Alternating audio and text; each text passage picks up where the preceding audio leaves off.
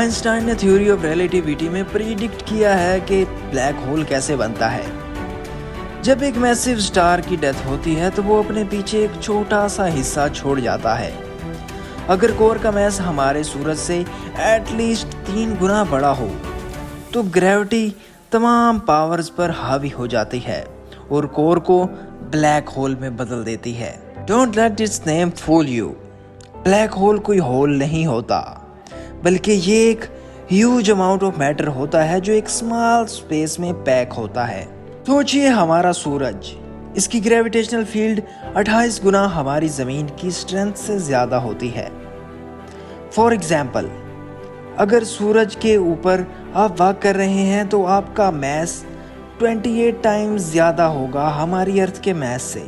आप इमेजिन करें कि आप 4 सूरजों को एक स्मॉल स्पेस में पैक कर लेते हैं जिसका डायमीटर सिर्फ 24